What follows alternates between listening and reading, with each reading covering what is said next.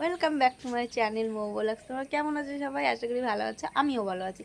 তো আমি এখন সংসারের প্রায় কাজ হয়ে গেছে, প্রায় কাজ হয়নি এখনো। তো আমি এখন পেঁপে পারবো। পেঁপে পেকেছে, হালকা হালকা হলুদ হয়েছে, তো সেটাকে এখন আমি পারবো, তার জন্য এসেছি। তো চলো তোমরা দেখতে থাকো। আচ্ছা, গাছের পেঁপে, তা অন্ধকার অন্ধকার দেখা যাচ্ছে এখান দিয়ে। তো চলো পারি। তো এই গাছে দুটো পেঁপে, একটা পেঁপে হচ্ছে পেকে গেছে আর একটা পেঁপে হচ্ছে পেরে নেব আমরা আর তরকারি করে খাবো, তার জন্য। তো গাছে তো পেঁপে আছে অনেক, তো দুটো পেঁপেই আমার লাগবে।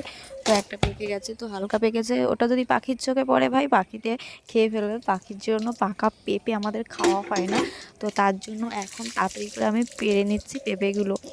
আর পেঁপেগুলো পাড়ার পর আমি একটু ধুয়ে নিচ্ছি, কারণ পেঁপেগুলো কাদার মধ্যে পড়েছে, যেহেতু কলপাড়ে পেঁপে গাছ আর কাদার মধ্যে পড়েছে, তার জন্য আমি একটু ধুয়ে নিচ্ছি জল দিয়ে।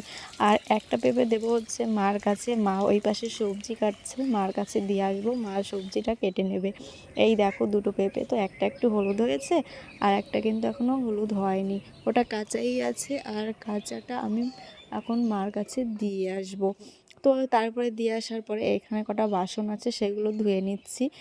তো সকালের বাসন এইগুলো, তোমরা তো জানো যে সকালবেলা চা খাওয়া হয়, সে চা খাওয়ার কাপগুলো, গ্লাসগুলো, বাটিগুলো রয়ে গেছে, তো সেইগুলোই একটু ধুয়ে নিচ্ছি। তো এই কাপগুলো ধোয়ার পরে আবার তোমার দাদাভাইয়ের জন্য চা বানাতে হবে, কারণ তোমাদের দাদাভাই ঘুম থেকে উঠে গেছে।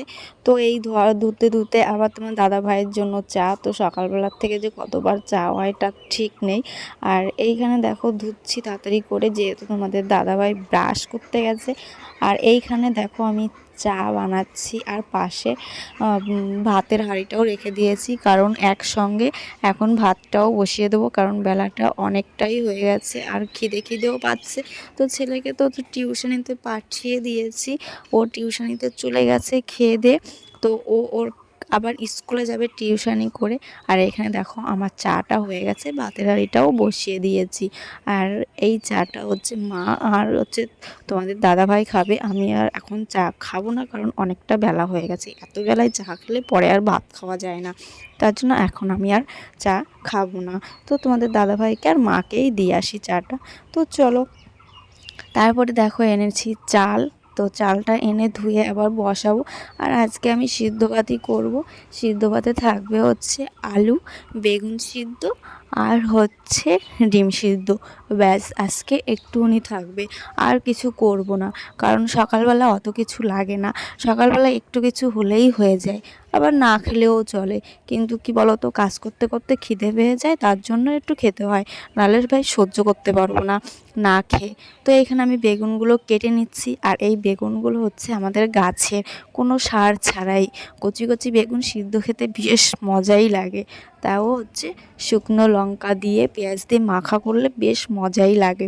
আর সবচেয়ে বেশি ভালো লাগে বড় বড় বেগুনগুলো যখন পোড়া দিয়ে ভাতের সঙ্গে খাওয়া হয়, লঙ্কা টঙ্কা দিয়ে ভালো করে মেখে। কিন্তু আমাকে তো এখন বড় বেগুন নেই, তার জন্য বড় বেগুন খেতে পাই না, এখন গাছের ছোট বেগুনগুলোই খেতে পাই, তাই ছোট বেগুনগুলো সিদ্ধ দিয়ে নিচ্ছি। আর এইখানে তারপরে এসেছি আমাদের ওই ঘরটা ঝাড়তে একটু, কারণ একটু ঝুল হয়েছে এই ঘরটা, এখন আর বাবা থাকে না, তো তার জন্য বাবা এখন দালান ঘরে থাকে, তো এই ঘরে একটু ঝুল টুল পড়ে গেছে।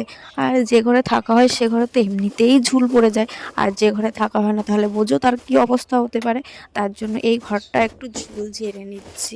আর ঝুল না ঝাড়লে খারাপ দেখায়, তোমরা তো জানোই, মাকড়সা কিন্তু এক রাত্রে অনেক জাল বুনতে পারে, তার জন্য আমি একটু ঝুলটা ঝেড়ে নিচ্ছি। তারপরে ঝুল ঝাড়ার পরে ঘরটা ভালো করে আমি যে ঝাড় দিয়ে নেব, ঝাড় দেওয়ার পরে আবার মুছতে হবে, কারণ কি বলো তো, ওই নোংরাগুলো মেঝেতে রয়ে যাবে আর কিচকিচ করবে, তারপরে আবার পা দিতেও কেমন লাগবে, তার জন্য। আর এই দেখো আমি ঘরটা ঝাড় দিয়ে নিচ্ছি ভালো করে, ভালো করে ঝাড় দেওয়ার পরে আমি আবার মুছতে চলে আসলাম, কারণ মোছার পরে টরে দেখো খাটের তলায় আমি ঢুকতে পারছি না, এতটা কষ্ট হয় খাটের তলায় ঢুকতে, কারণ এই খাটের নিচেটা না, খাট তো না, একটা চৌক, সিম্পল একটা চৌকি, তো এই চৌকির নিচে না ইট দেওয়া ছিল না, তার জন্য আমার ভীষণ কষ্ট হচ্ছিল মুছতে। হ্যাঁ দেখো, স্নান করে চলে এসেছি রান্না করতে, আর রান্না করতে এসে থালা বাসন ধুতে গিয়ে দেখি বেসিনটা জমাট হয়ে নোংরা, জলটা আটকে গেছে। আর এইখানে তারপর আমি কি করব, বেডটা স্কুলে নিয়ে আসলাম, স্কুলে নিয়ে এসে তারপর এটাকে ভালো করে পরিষ্কার করতে লাগলাম, কারণ এই স্ক্রুটা বাবা সরু কিছু না দিলে তাহলে কি হবে বলো তো, ওই ছোটো ছোটো ছিদ্র তো ওইটার মধ্যে ঢুকবে না, তার জন্য আমি ওইটা দিয়ে ভালো করে পরিষ্কার করে নিচ্ছি। আর তারপরে আমি পাইপটা পরিষ্কার করে নেব, যেহেতু পাইপটা হয়তো ময়লা জমেছে। ঘুগনি মটর, এগুলো হচ্ছে ঘুগনি মটর, এই দেখো। তো সন্ধ্যার সময় মা হচ্ছে ঘুগনি মটর ভেজেছে, সেইগুলো আমরা খাচ্ছি। তো মা ভেজেছিল পেঁয়াজ দিয়ে, আর এখানে এই যে ছেলে বই পড়ছে। আমাকে দেয়নি গাইস, ওকে দেওয়া হয়েছে। কই দেখাও, কোথায় কোথায় যেন রাখলো, কোথায় যেন রেখেছে। একটা দাগ গোটা মতন উঠে গেছে। গাইস তোমাদের আমি আরেকটা জিনিস দেখতে চাই, দেখো আমার মা মেরেছে, দেখো ও এখন ব্যথা। তা দুষ্টুমি করলে তো মার তো খেতেই হবে। আর আমার মুখে কখনো কিছু ওঠে না, এই দেখো এই যে একটু উঠেছে, এই যে গরমকাল এসছে, এখন এই ঘামাচিগুলো উঠবে, প্রচণ্ড গরমে ঘামাচিটাই বেশি ওঠে মুখে। এই যে একটা গোটা মতন উঠেছে। তো চলো খাওয়া দাওয়া করি, তারপরে তোমাদের সঙ্গে আবার কথা বলছি। তো এই হচ্ছে দই, তো দইটা দিয়ে আমরা এখন বানাবো হচ্ছে লস্যি। তো চলো, জীবনের ফার্স্ট টাইম লস্যি বানাচ্ছি, তো কেমন হবে জানি না, ট্রাই করছি। তো এখানে দই দিয়ে দিচ্ছি, তারপর দিলাম কিশমিশ, আর এখন দেব হচ্ছে চিনি। তো দেখো আমি কিছুটা চিনি দিয়ে দিলাম, মানে পরিমাণ মতো যতটা আমার লাগবে ততটা আমি চিনি দিয়ে দিলাম, তারপরে দিচ্ছি হচ্ছে লবণ। তো এর মধ্যে যদি আমি একটু কাজু বাদাম দিতাম তাহলে আরও টেস্ট লাগতো, কিন্তু কাজু বাদামটা আমার ঘরে ছিল না, যা যা ঘরে ছিল সেটাই দিয়ে দিলাম। তারপরে একটু জল দিয়ে দিয়েছি, আর আমি ঠান্ডা জল দিইনি, আমি গরম জলই দিয়েছি। তো গরম জলটা দিয়েছি কারণ আমার ছেলের একটু ঠান্ডা লেগে গেছে, তার জন্য আমি এখানে গরম জলটা ইউজ করেছি। আর এখানে দেখো আমি মিক্সিতে বসিয়ে দিয়েছি। তো মিক্সিতে দেওয়ার পরে আমি দেখলাম যে কিশমিশগুলো ভালো পেশাই হয়নি, তারপরে আবার নেক্সট টাইম আমি একটু মিক্সি করে নিলাম। তো দেখো আমার লস্যিটা বানানো হয়ে গেছে, তারপরে টেস্ট করছিলাম আমরা। আর এইখানে দেখো তোমাদের দাদাভাই আবার মিষ্টি নিয়ে এসেছে, মিষ্টি তো না, ছানা নিয়ে চলে এসেছে। তো সেই ছানাটাও এখন খাওয়া হবে, কিন্তু আমি আর ছেলে খাবো না, আর সবাইকে দেব।